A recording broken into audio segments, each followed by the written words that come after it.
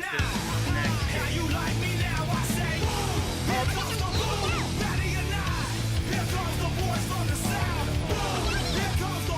Highlight video right now.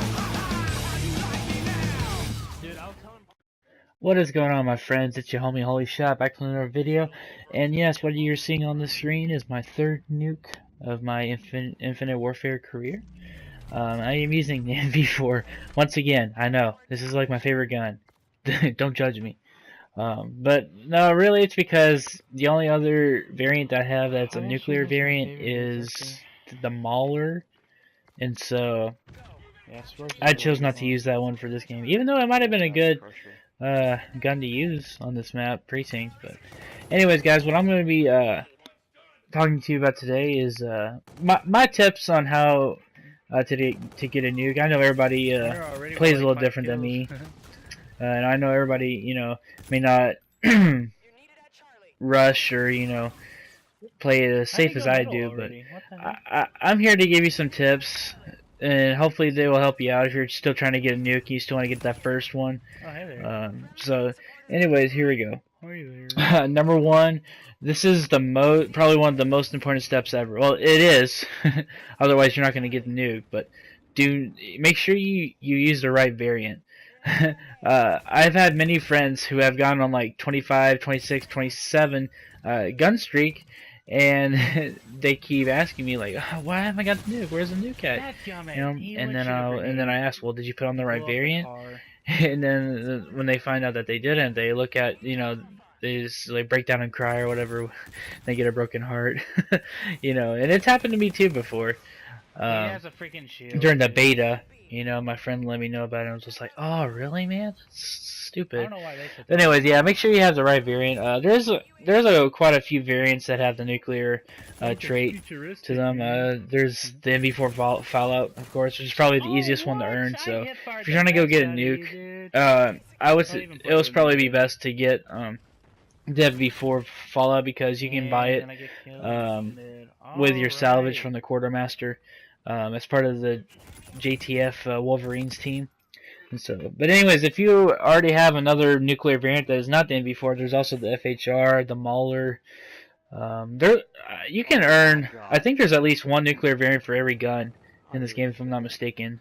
Some you can earn by buying it with salvage, and the others you can earn from supply drops. So anyways, yeah, make sure you have the right variant. Alright, number two is make sure you have a good loadout. And what I mean by this is make sure you put on the right attachments, you know, the right perks and stuff, because you're probably not going to get very far if you don't have on the right attachment and stuff. And as you can see, I'm playing hardcore domination, so attachments don't really matter too much in hardcore, I guess. But like if you're playing core, I would definitely recommend a suppressor. Even hardcore too, because, you know, suppressor suppresses your gunfire, and enemies won't know exactly where you're at. It keeps you off the minimap too. And I also, for my perks, I usually run Ghost.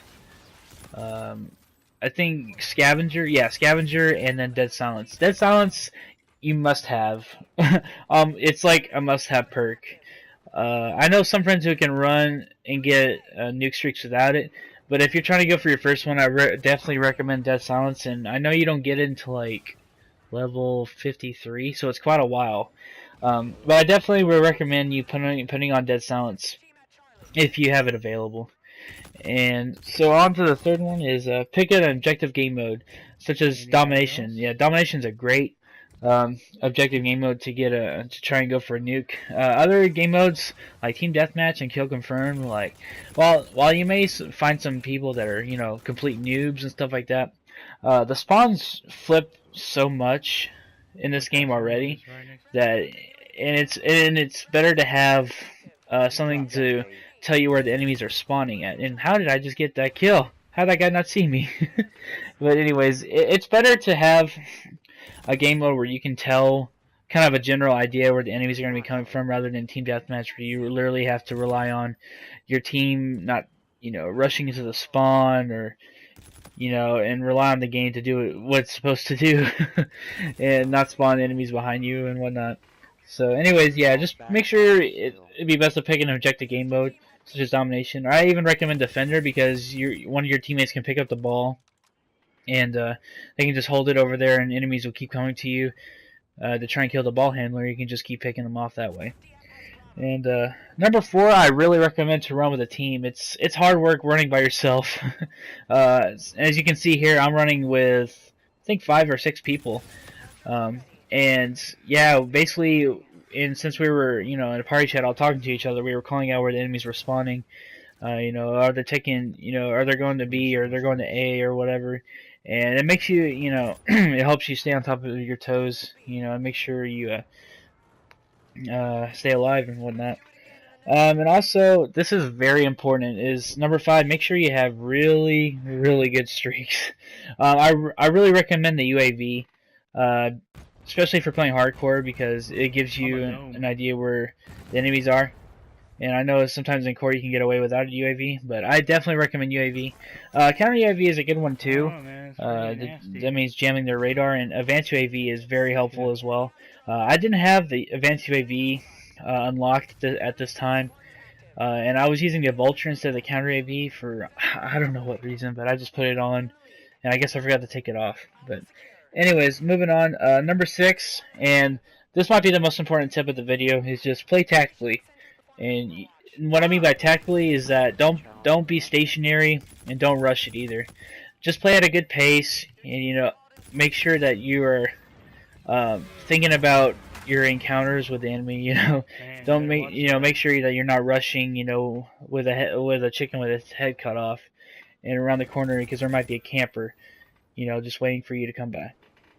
And on to number 7, I pick a general area of the map to stay in. Like, as you've been seeing me throughout this whole video, I usually stay near the middle of the map, and I sometimes go to the edge, but sometimes the edge is kind of tricky because you never know, you may have some flag campers. Like I said, it's hard to depict where the enemies are. So what I do, like on this map here on Precinct, this is a great place to stay. Is right here in the middle of the map. That's why I love this map a lot. And so I usually stay here if ever going for a nuke on this map. And number 8 is limit your close range encounters if you can. What I mean by that is try to get most of your kills at long range, and if you have to acrobatically get your way out of a fishy situation, then do your best. But normally you want to limit your close range encounters and try to get more long range kills. And yeah, that's that. On the number 9 is 24/7. You should always be aware of what's going on. That's why Death Silence is a great perk, because it lets you hear stuff around the map, and also staying in the middle of the map, and being aware of what's going on. Just like in Domination, you see C flags behind me, A flags to my left, and B flag is, up in the corner over there. So I'm basically at an advantage where I can just sweep the map and go to wherever I need to go and make sure to get it, to make sure and get kills. And also, if you don't have a headset, you're at a big disadvantage, because you have to, and I get the nuke right there, let's go baby. And then you have to turn up your TV all the way, and you might wake up your mom while she's sleeping or something like that, because I've been there before, man. It's quite awkward. But anyways, number 10 is just stay calm and under pressure. I know, like, once you get, those first 5 or 10 kills are, pretty easy, like, okay, yeah, I got this. But when you get to, like, the last kill, or the last 3 kills, and you're just like, man, the nerves tense up. And so, it's a matter of just taking, like, deep breaths, or just, and pacing yourself, take quick breaths, and just making sure you're going on along with the flow of the game. And, those first 15 kills, just play, tactically and stuff like that. And on the last, 5 kills or so, you probably do want to be a little bit more conservative. Don't move around as much, because you don't want to botch it, and get like one off the nuke or something, which I have done before, and it's pretty, heartbreaking, to know that you're a one off. And that's another thing I like about this game, is that the fact that they put you they let you know how close you are to the nuke, instead of like, trying to do the math while you're trying to go for the streak at the same time. And I'm not the best multitasker, so it's good that they put that up there for you to see. And last but not least, guys, and like, if you say you get 1 off the nuke, 2 off the nuke, or whatever, like if you don't get it, like, don't be discouraged, because there are millions of people that play this game What the heck? who have not gotten a nuke yet, probably. And to know that, I mean, it does make you feel a little bit better. I'm not trying to down anybody here, of course, but getting a nuke is not everything. You can have a 3 KD ratio, get 60, 100 kill games, and still not have a nuke. And while it is pretty cool to say, oh yeah, I got a nuke in Infinite Warfare or whatever, that shouldn't be your, a big factor to you about playing this game. Basically, video games are meant to, have had fun, and it's not a chore or anything like that. When I play Call of Duty, I don't always go for the nuke. I just play and have fun with the game, and I don't let the little things get me off guard, and I try to do good, I try to keep my stats pretty high and all that stuff, because those are personal goals that I set for myself. But, even if I did, even if I did not get the nuke the whole time I played Infinite Warfare, I mean, I would be kind of sad, yeah, but I wouldn't, down myself or get, like, super depressed, or the fact that I didn't get a nuke, because, it's a video game, guys, we just gotta chill out, we gotta have fun with our friends, and, just play the game, and there's always next time to try for the nuke, you can always try next game, and the game after that, and the game after that, until you get one. But yeah, anyways, so guys, thank you for watching this commentary of me explaining my nuke tips and how I get the nuke, and hopefully this helped some of you guys out. Comment down below how many nukes have you gotten so far in Infinite Warfare. Leave a like on the video if you enjoyed it, and if you haven't subscribed yet, please make sure to subscribe. This has been your homie Holy Shot, signing out. Peace. Stepping on the stage like I'm infamous, down to 1,000 kids screaming on into